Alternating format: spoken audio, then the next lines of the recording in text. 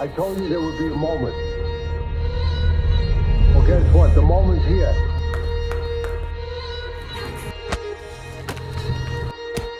The fire's coming. Let's go. One of my dad's favourite stories where he's just walking in, I sees Mick Millz hit this kid from behind, and I sees this kid lift off his feet. So I just remember thinking, lifting him off his heels with an uppercut. So when you see Kelly Golovkin with that bum bum bum and Mick Millz did it with a backhand uppercut off somebody. So my dad walked in, and they're not supposed to be sparring. Mick's sparring with somebody, unsupervised. Yeah. My dad's walking down to the ring, and the kid's got his back to the bike, and Mick's facing, and Mick hits him with his uppercut, and I see this kid just lift on his feet like that, and then fall over. All right, Brendan. And I'll tell you another story. So we just established he's 12 years older than me. So I'm about 14, and I'm having amateur fights. So Mick will be 26, and he come in and he weren't fit. I thought he's not fit, so I'm popping him, moving around, popping him, only body sparring, and he couldn't catch me because I was fast. All of a sudden he went, boom, hit me, something like that. And all life drained out of me. I went white. He went, that got it, didn't it? I went, yeah. Them were the days, Paul. Them were the days. Yeah, they don't understand. Yeah. So people now, with the dawn of... There used to be some rainwater in there, isn't there? With the dawn of the internet, history only goes back about as far as Facebook, say 10, 15 years. Yeah. That's where most people look at the history of boxing, the people around, the internet geeks now. Yeah. So I was coming in this gym when I was 10 years old. That's 45 years ago. Watching people like him. Yeah. Peter Bennett, Walter Clayton. Mark Slater. Winston O'Shing. Yeah. You look at all them kids. Brian Anderson. He always liked to fight, didn't he? Brian Anderson. He liked to Brian Anderson. Every time I got to Glenn Rhodes. Walter Clayton. So, I'll tell you what sort of, I don't know if you remember him, Robert Wakefield. I was in Alford's in Canclaw, and he went, you don't remember me, do you? I went, give me your first name. He went, Robert Wakefield. I can't believe you remember me. I went, yeah. Robert Wakefield, yeah. I remember him. Nicky Daly. Remember Nicky? Yeah. Oh, them were the days, mate. Yeah, them were the days. You'd be fighting every 2 or 3 days in amateurs. Yeah. Just tell you got paid £100 for his first fight. Yeah. And they thought they were lucky. Yeah. Thought that were good money. Well, yeah, that's what I said. I mean, at that time, a week's wages would be about 35 quid or whatever. So that was like a month's wages. You needed for a month's wages. Well, one time we had this old Bedford van. Yeah. And my dad pulled up on where Mick lived, Dalton Parva. Is it still there? Has it all been knocked down? Dalton? In Freiburg. Where you Freiburg, where you live? Yeah, Freiburg, yeah. We pulled on this street in this van, and my dad goes, I'll be 2 minutes, and went in Mick's house, and all kids on the street come out and they're ragging van about with me and I, John in. Yeah. And we're screaming. He went, come on, get out of here. They scarpered like rats. I ain't bikes as yeah. Them were the days. Tell them about the time your dad promoted the show at Bramble Lane. How that came about, because your mum's dad was a promoter on boxing for that. Well, that show, that's the ring there. And it was a nice summer's day, and he remortgaged the house to put the show on to get Errol Graham a fight against Lyndall Holmes. Yeah. And Lyndall Holmes, actually, although he got beat by Errol, he went on to become I think he was the IBF super middleweight world champion before Errol Graham ever got a world title fight.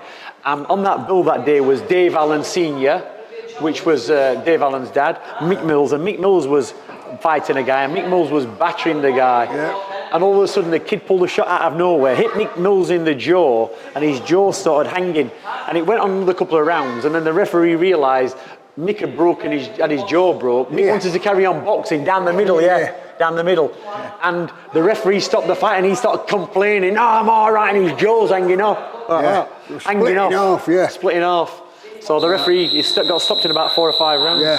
But it was a great promotion, a blazing hot summer day. Great day. And they didn't promote another show at Bramble Lane football ground on the pitch till something like 25 years later when Kell boxed Errol Spence, maybe longer than that. But that was the second promotion. you got to feel his power, Dom. You know, you're saying about, you've obviously been with Kel and Naz. Where does Mick's power rank? Because everyone keeps going about his power. Well, back in them days, I think you boxed at middleweight. Do you like middleweight, middle? Like middle. When I was amateur, I liked middle. When I went pro, I tried to get the welter, didn't I? Yeah. But I was struggling all the time. So you like middle, but... I like middle, but yeah. in them days, light middleweight fighters and middleweight fighters were proper fighters because you had to weigh in on the day. There was no dehydrating. Today, Mick could probably, with today's weigh-ins and everything else, Mick could probably easily make welterweight or maybe even 10 stone. Yeah. But back in them days, you had to walk around close to your weight. Yeah. And punch power, you know, if you ever went to, back in the amateur years and you went to, what's the club called in where the pit was? Across from Thriber. What was the pit called? Silverwood. If you went to Silverwood Miners Welfare when he boxed, the place was absolutely packed because they all knew when Mick was going to fight, there was going to be a knockout on the cards. Yeah. So everybody turned in to watch it. Yeah. So punch power compared to everybody else, probably, right up there with the likes of Kell Brook. Yeah, in a way, my biggest fault was I've got to get it in my head, I've got to knock him out, I've got to knock him out, I've got to knock him out. You shouldn't be thinking like that, no, should you? Be thinking. I mean, if it comes, it comes. Yeah. And when you're trying to knock him out, you never knock him out. When you're not trying to knock him out, you knock him out. My dad used to say the trouble with Mick Millz is he can box, but he loves to have a fight. Yeah. That's it, he loves to have a fight. He'd rather have a fight than box and have a war. Yeah. So it was very entertaining. But you know. So back time he said his dad sparred him and then... My dad used to... It was his dad what learned me. Yeah. So... They learnt all the moves, they come in. Back in those days, I mean, we're talking, what were you about 74, 75 when you boxed, amateur? I mean, when you came here, 75, yeah. So Brendan would have been about 35. Yeah, he was, when you came in. So he was still sparring people then. Fit. Yeah, he was still fit. So he'd spar with the likes of Mick Millz and all the amateurs and learn them all the tricks. Yeah, he did, yeah. So he used to beat shit out of me, he did. And then they all got a bit clever and a bit wiser and he kind of packed in them, but he showed them all the tricks in the ring and there were good days. He used to win the championships, we'd go down the countries, fighting every weekend, packing out local venues. Dial House Club in Sheffield, Lane Top Club, Silverwood Miners Welfare. Every weekend the places were packed. Yeah, they were. So things have changed. It's changed a lot. Like I say, back in those days, a central area title was one of the hardest things to win. Standards have dropped down these days. People are winning world titles and British title fights. Back 25 years ago, they wouldn't have won them. No chance. You were telling about the time we went to New Zealand where you did 23 hours to get there for £100. Yeah, a couple hundred. New Zealand dollars. What was the carry? I went with him when I come back with. But now it was funny because in those days Brendan trained the fighters, but he didn't have his manager's license. And Mick's manager was a guy called Ernie Fozze from London, who actually was the matchmaker for later on with Frank Warren. And he was a very clever fella. He managed a lot of fighters. He knew everybody, and clever matchmaker. And he sent Mick to New Zealand on a tour, and I think he must have had 3 fights in space. 2 fights. First night, week before I boxed, I was sparring with his Samoan and he hit me there. No, it was no, but it paralysed me all, mate. I was getting trapped nerve in my neck. And I couldn't pick a cup up with my left hand. I couldn't train no more. But I still had to box. And then he had another fight for me a week after. As soon as I got touched like that was it done. I always remember you coming back and coming to the house, and I don't know, you were giving Brendan some money. And you were telling us the story, and we were only kids, and you went, Brendan, I pulled up in New Zealand in front of this big, massive house. I thought, this is all right. The fellow went, come in. He took me through the house, straight through the house, and walked me down the garden. He goes, that's where you're staying. It was a garden shed with a bed in it. Mick, what's this? He said, to get me meals, I had to press a bell. And somebody came down from the house with me food. He says, I was like a dog in a kennel. Like a dog. But you got paid. You travelled the other side of the world. Yeah, well, it's an experience, isn't it? But I can remember when I got there. When I got to New Zealand, I was stood in the airport waiting for this bloke to come and pick me up, and I was stood there about an hour. It felt like an hour, and I thought, if he's not here in 10 minutes, I'm going to get plane straight back home.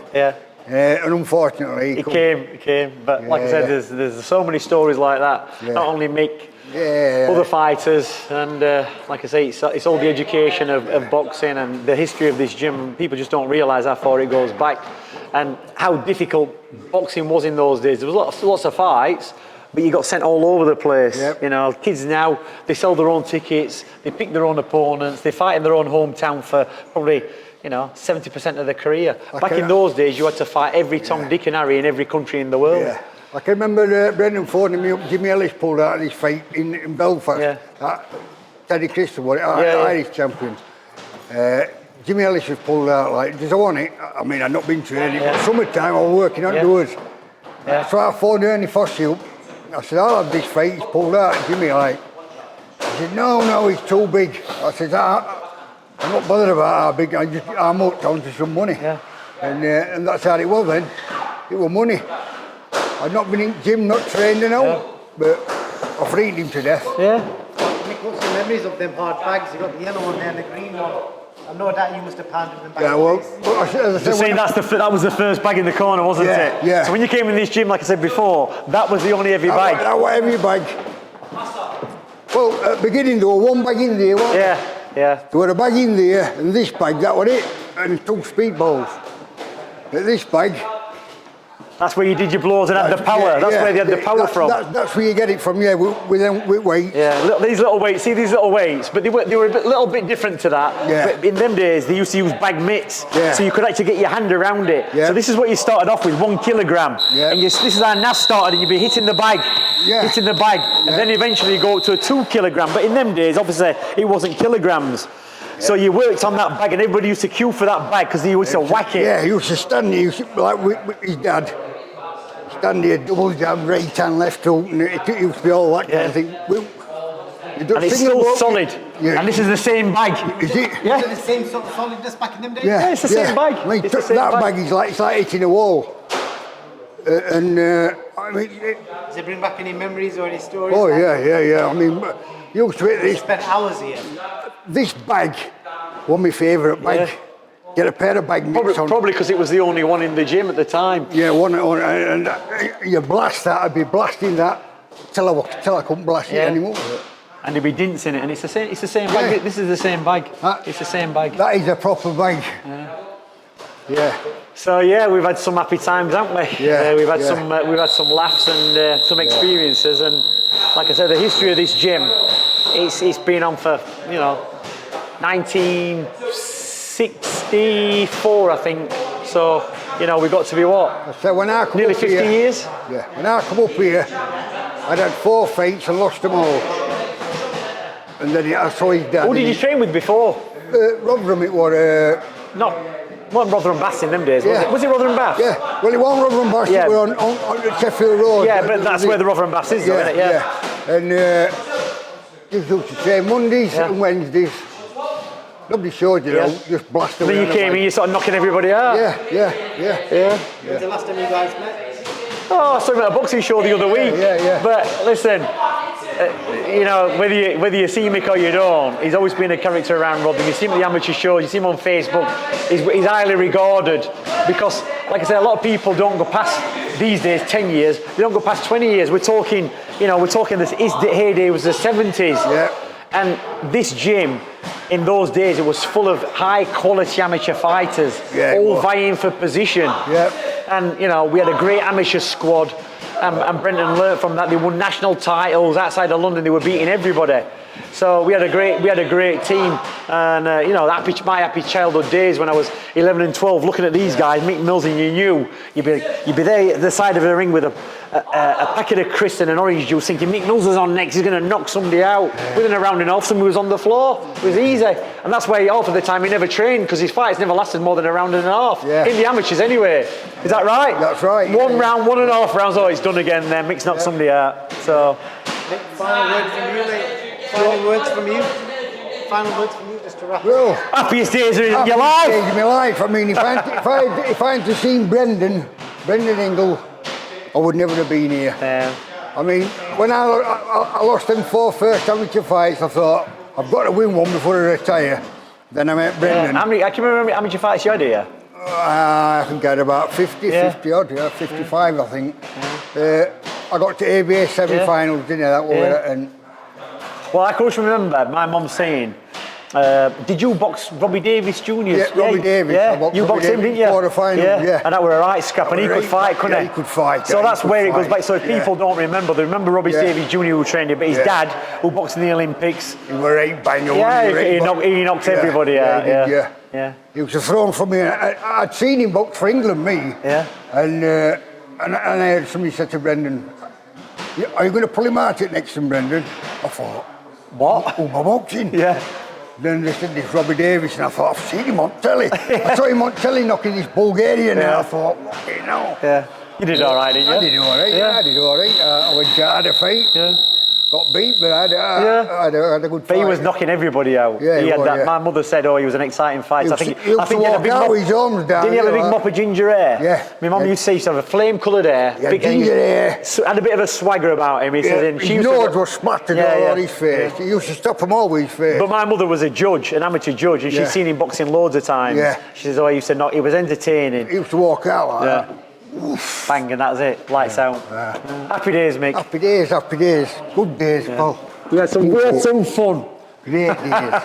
Yeah, great days. We had some fun. Boxing King Media in association with Boxro, episode 3 of Boxing Kings Untold. Mick the Bomb Millz. So Mick, I've got to ask you first of all, who named you Mick the Bomb Millz? I think it was Brendan. It'd be Brendan. How did that conversation come about? Like, were you looking for a nickname, or did he just name it you? He just named it me because I kept knocking people out. He just kept calling me Mick the Bomb Millz. Brilliant. So, Mick, I've been looking into your career. You're another one of these fighters that has probably forgotten about in history, but you've got like an interesting past. You know, you trained with Brendan Ingle for majority of your career, and you've got some amazing backstories. And when I've spoken to Dominic, other people that I've trained in the gym at the time, like Clifton Mitchell, Johnny Nelson, they always say to me, "Have you heard about Mick the Bomb Millz? That guy could punch." So obviously I've been looking into your career. You ended your career with 33 wins, 15 losses, but at 33 wins, 23 were by knockout. And I believe at one point you were 17-0 with 13 knockouts. So we're going to start off with Mick. You told me earlier, you started off your amateur career with, you lost your first 4 amateur fights.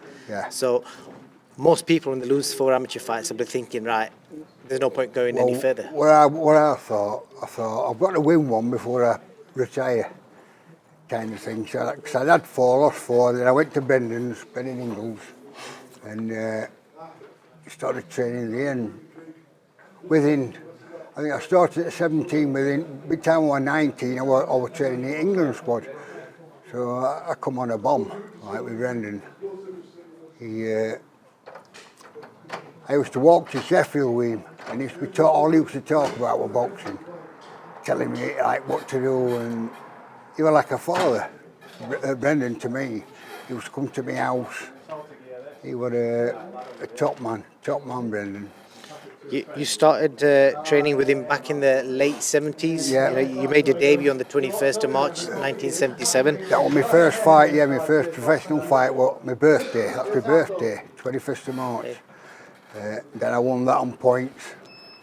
Just tell me, leading up to that, because most people might find this interesting, because obviously professional boxing nowadays is completely different. But when they said to you, Mick, right, you're going to make your debut on this date, just tell me, like, for a start, you would have asked, how much am I getting paid? Yeah. So just tell me about the promoter and everything. I didn't know how much I was getting paid, to be honest. I tell you what, I think I got £100 for 6 2-minute rounds, which I won on points.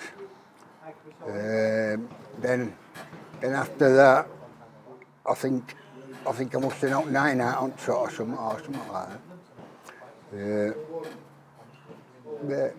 You know, when you got offered £100, is that what you was expecting, or was that? No, I mean £100 then was quite a lot of money. Like at that time, I think I was only getting about £35 a week.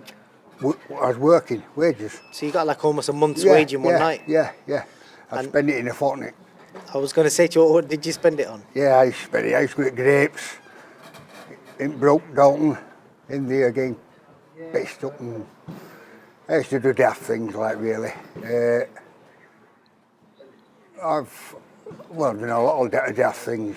But, it was good at grapes, have a fight at Paul. That was it. It was great. That's interesting. So, you know, because Brendan, I know he spoke highly of you. If I speak to any fighter in this current era, they all talk about how Brendan constantly went on about this guy called Mick the Bomb Millz. Yeah. He could whack. So, when he was training you, I'm guessing when he was training in them early days, he was thinking, right, you're going to go all the way. Yeah. So, what was it like being trained by him?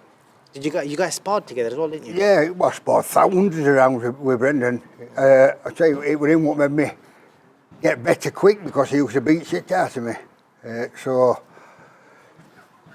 I got better and better and better. And he used to beat me up, and then got to the stage where I used to beat him up. And then he retired like Brendan. But he learnt me everything I know. I know. Dominic Ingle told me a story. Apparently, when you used to spar Brendan back in the day, Yeah. Brendan used to go back home and he used to have a bath, and he used to get Dominic, who was young at the time, Yeah. to come and scrub his back, Yeah. which probably don't happen these days, but it was common in them days. Yeah. And he was covered in bruises Yeah. because of yourself. Do you remember? Do you recall leaving people in bruises? I can remember, like at the beginning, when we used to spar at the beginning, and Brendan used to get your gear on me, and I used to think, oh, I'm going to get slaughtered again. But at that time, I mean, everybody, when you sparred, it wasn't like body sparring and things like that. He used to throw from here, Brendan. And after a while, getting beat up, you've got to get better. I got better and better and better. Through Brendan doing what he was doing. But I got so much better in 2 years. I fought Robbie Davis in quarterfinals. I'd only been boxing. When you say quarter, are you talking about the amateurs? Yeah, this is amateur. Okay. Yeah, when I fought Robbie Davis in quarterfinals. Well, Northern Counties title, and he beat me in 3 rounds, I think. But he was an animal, like, and he got silver medal at Commonwealth Games and that. I mean, I'd only been boxing 18 months at the time. So I could ask you, your power, obviously, what's your thinking of power? Because some people think... well, in a way, it was a disadvantage, really, because I used to think I'm going to knock everybody out. And you can't. I mean, if you don't hit them right, you don't knock them out. And I never learnt to pace myself, me. I used to go out, especially when you knock a few out, I used to go out trying to knock everybody out. And sometimes you don't get away with it, like, I mean. In this modern era, you get people doing strength and conditioning training to try and improve their punch power. Yeah. But I'm guessing, where did yours come from? I think it's just a natural thing, isn't it, really? I mean, you can either punch or you can't. I mean, you can learn how to punch correct and stuff. But some people, I mean, I've seen plenty of boxers, good boxers, who can't crack an egg. And then you get somebody else who put an hole through a bag. I mean, it was just a gift. It's a gift, I think. You can either punch or you can't punch. But, you got to 17-0, Mick. Yeah. I think you had 13 knockouts at the time. At that point, with a record like that, I'm guessing you were expecting big things. no, that was my problem. I used to think, I didn't think I was that good, really. I just used to think I was lucky. I used to think, if I knock them out, I think I'm a bit lucky. And that's when we come down, really, because if you've got to have confidence in yourself, ain't you? Like Naz. I mean, Naz, from being that big, he thought he was going to kill everybody, and he did most of the time.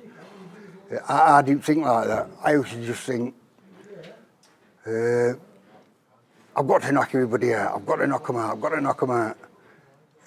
And sometimes, I mean, when you're throwing bombs all the time, I get tired and they flatten me then.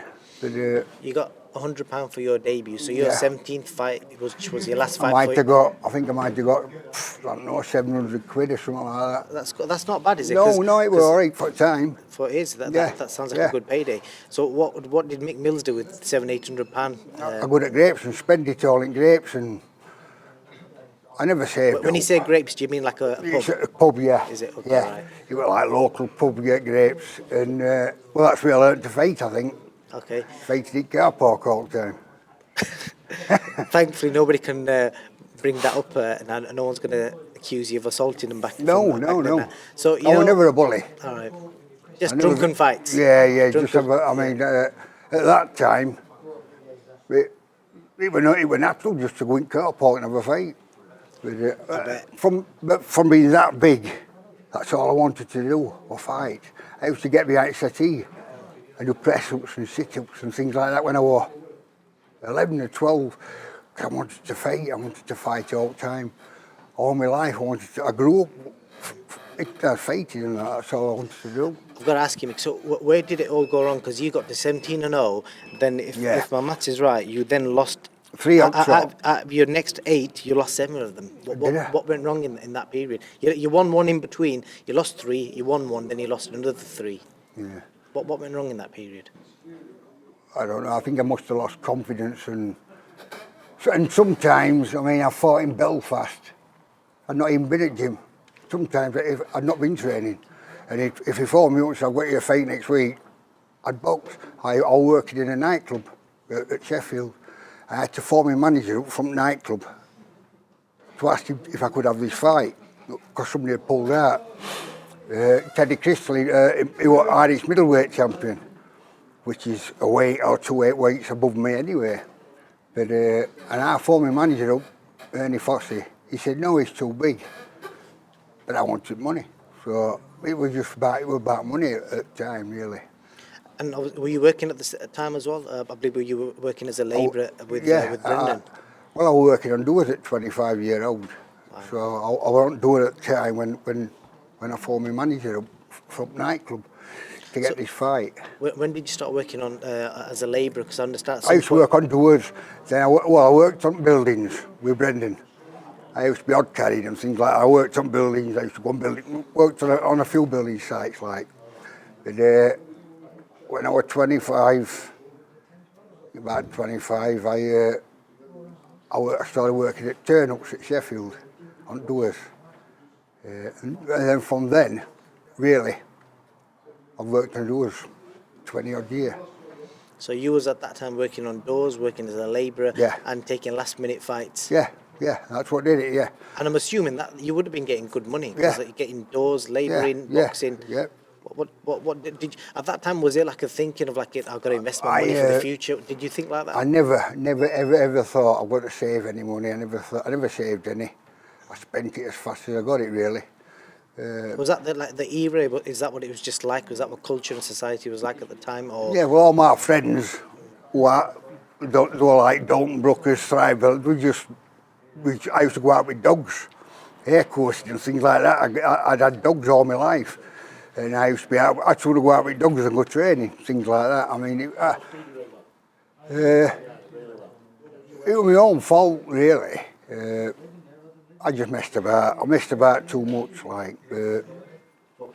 Sometimes I trained hard. I mean, the first fight I lost was Joey Mack at Wembley. And then when I fought him again, I trained proper hard, just to get me revenge. And I knocked him out in 2 rounds. If I'd have done that first time, first when I lost, it was like a title eliminator. I was like number 4 or whatever, he was like number 5, and he beat me. But he beat me because, one, when I got there, I was 6-7 pounds too heavy.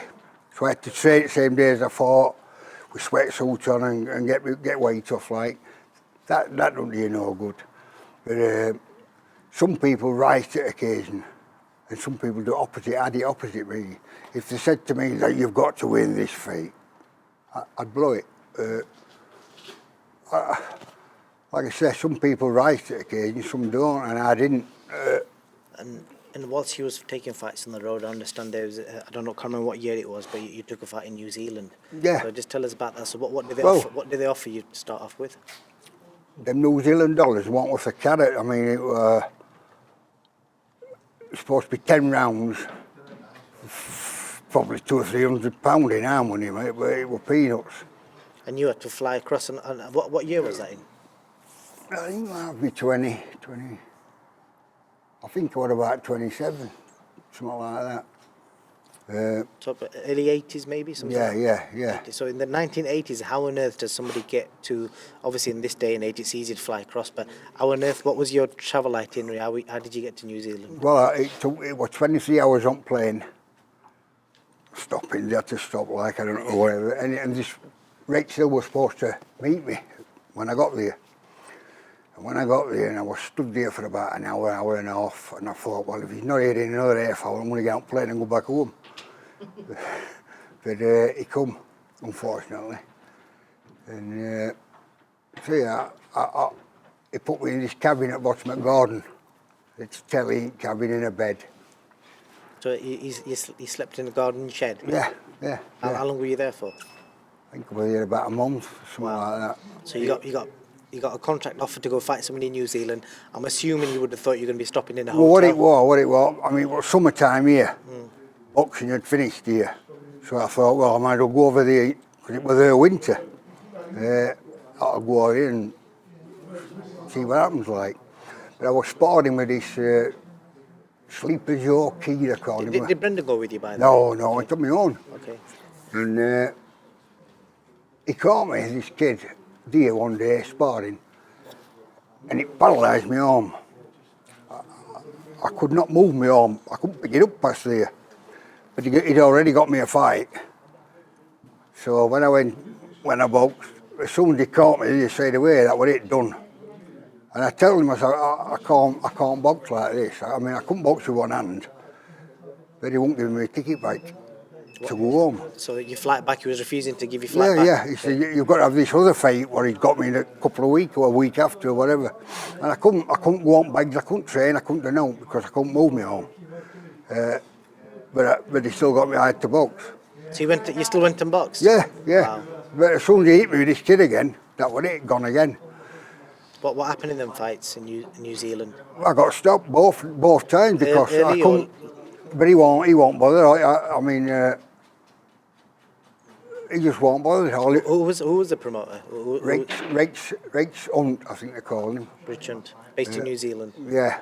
Okay. I mean, I can understand him. I mean, he paid money for me to come over there, and he wanted something back. I'm guessing in them days they probably didn't care about health. They've sold the tickets and they need somebody to perform. Yeah, well, straight after that, when I had that fight, I went to see a doctor in New Zealand. He told me I've got a trapped nerve in my neck and I've got to wear a collar for 6 weeks. And then I come home, wore this collar for a while. 12 months later, started training again.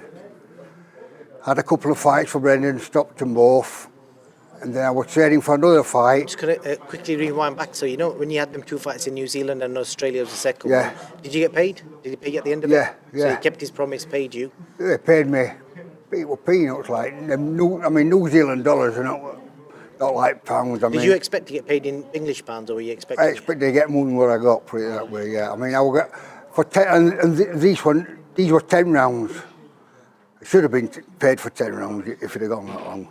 But for 10 rounds, it might have been 200, 300 pounds. It was. You got your flight back? You got my flight back home. And home. How was it stopping in that shed? Because did you have a toilet and stuff? And were you I had given to food? They used to buzz me up. They used to buzz me up when it was snap time and that, like a dog. When you said buzz you up, what do you mean? Like? You've got a buzzer. Press a button in the house and it used to buzz me. That was dinner time. That's crazy. See, people have got no idea these sort of things are going on in the 80s. Yep. This is what fighters had to do. Yeah. So you're stopping in a shed, you're responding to a buzzer to go and get your food. To get me food, yeah. What were they feeding you, proper food? Oh, it was nice food, yeah. They looked after me. I couldn't say anything wrong about that.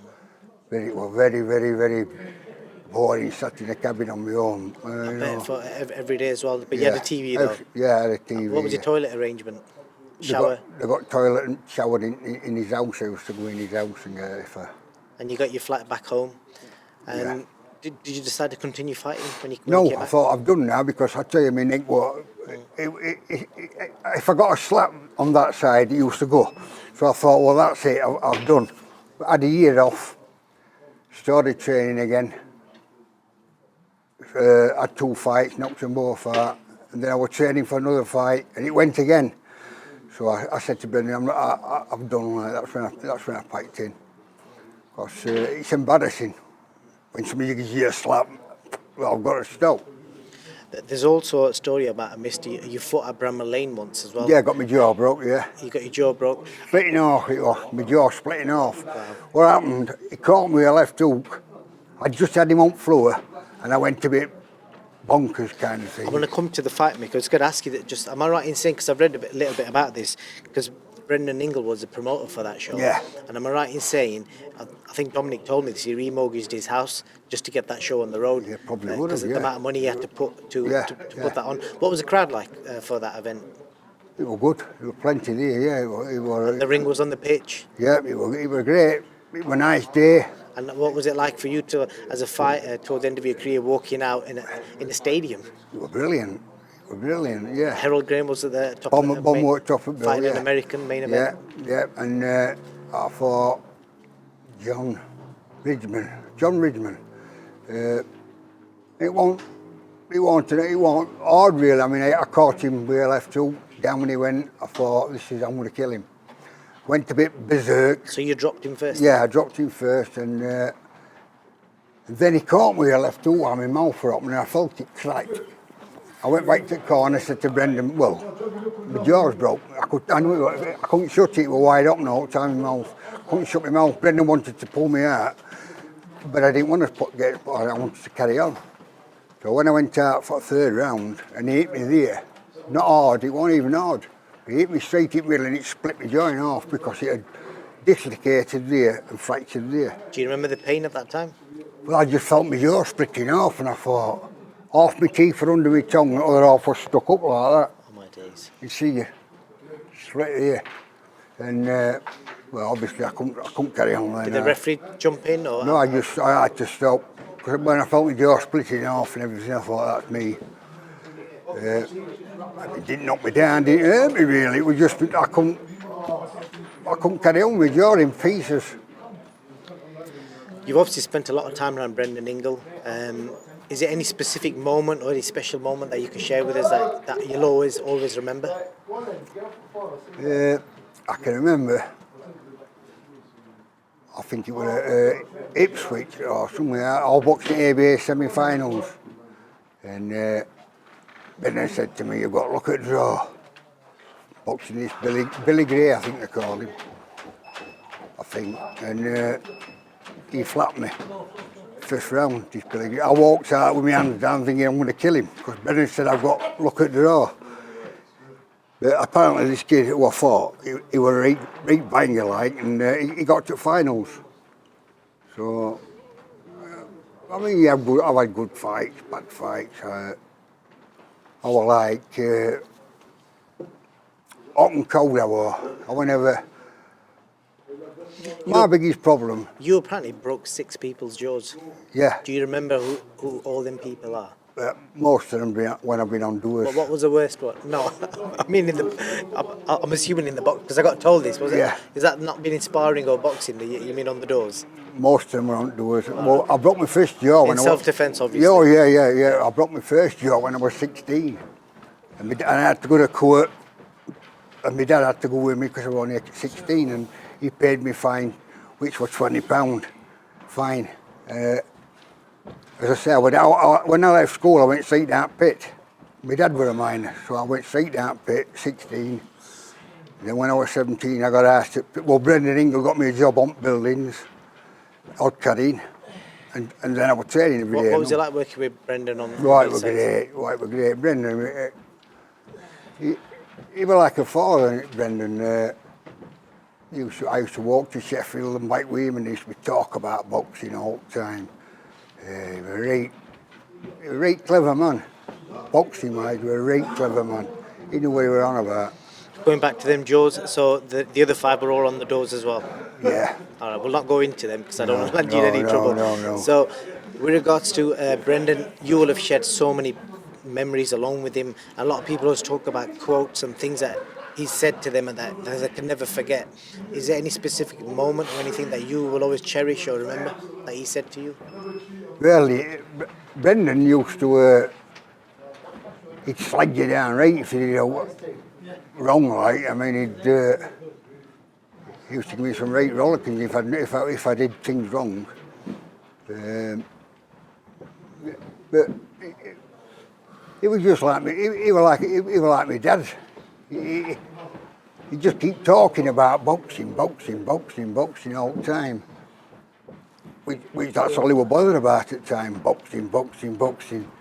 Up and down this line doing that, and he's still doing the same. Well, he was still doing the same. I think DOMINIC's still doing the same now, really. With regards to that era of boxing in that gym, I know Brendan was really big on diversity and bringing people from different communities together. Yeah. But at that time, the National Front were, they were going around writing stuff on walls. Any memories of that? What was it like for you being a white boxer and boxing with people from different backgrounds? And obviously, you got Brendan there trying to bring people together. What do you remember? I was never racist or like that. I mean, black people, and I had some very good friends, like Johnny Nelson, Bomber, and loads of others. All great kids. It were always different people in, no matter what nationality they were. And he treated everybody the same. And I treated everybody the same. I mean, because they were friends, like Bomber, Johnny Nelson, and Brian Anderson, all them. They're all my mates, like kind of thing. I go in the gym, talk, have a chat, get in ring, and then knock lumps off each other. Clifton Mitchell told me a story where apparently you sparred him once. Yeah. And you left him covered in bruises. Yeah, well, we were working on doors at the time, and Clifton were working with us. But every Saturday, we used to go down to the gym. I always used to try and keep myself right. And we used to have some right ding-dongs. There were 4 or 5 of us used to go down, get in ring, blast hell out at each other. Clifton was a big lad. I got Clifton a job with me at Josephine's. That's when we started training. He came training with us on a Saturday.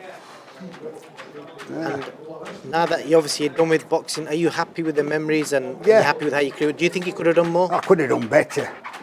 And I think about it now, when I'm laying in bed, I think about it, but I had a good time. I don't blame anybody for that. I was like, if I lost fights, I'd take a fight. I'd not even been at the gym for a month. I'd take it just for money. I enjoy myself. If you've got any particular advice for any young boxer watching this right Train now? hard, keep fit, be always fit, always ready. I used to, if I knew I wanted to win, I could train. I'd do marathons and everything. I'd run 1,000,000 miles. But I could never pace myself when I was boxing. Which is strange when you think about it. I've done marathon in 3 hours, 10 minutes. Is that because you was a puncher? Yeah, but I used to try, because I used to go ballistic straight away, hard punches all the time. Every punch I threw would be hard, because I wanted to knock everybody out. In a way, that was a bad thing, because I could box. If I wanted to box, I could box. But I just wanted to knock people out all the time. Which were wrong, really. Were a wrong thing to be doing. Last question, Mick. Have you still got any memorabilia or anything that you've got from that time? Scrapbooks, that's all. I've got my scrapbooks. Like newspaper articles? Yeah. I've got 3 of them, yeah. Any gloves or any shorts? You not kept anything like that? No, I had a velvet dressing gown when I gave that away to somebody I think he was boxing. I never saved out, really. Only my scrapbooks. Got them, that's all. And memories. I've got one last question for you. Any particular quote you can remember from Brendan Ingle that because he was a man full of quotes. When in doubt, knock 'em out. That's what he used to say, Brendan, to me. Knock 'em out. in doubt, knock 'em out. What a perfect quote to end this on.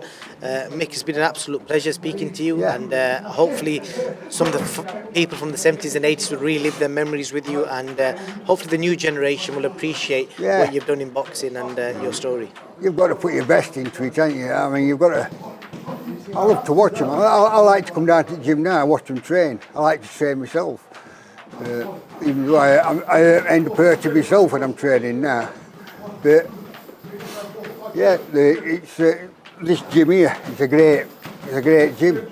Two great lads, and you can't fault it. It's one of the best gyms I've been in. Two of the best lads what's coaching them. That's what it's all about. It's about getting good coaches. I mean, you could have the best gym in the world, but if you don't know how to train people, you never know. Definitely. Oh, thank you to Unity Boxing Centre, Atif and Abdul, for allowing us the gym for the filming today. So, Mick, it's been a pleasure speaking to you. Thank you very much. Mick the Bomb Millz, and hopefully people remember your legacy. Yep, thank you very much. Thank you. I told you there would be a moment. Well, guess what? The moment's here.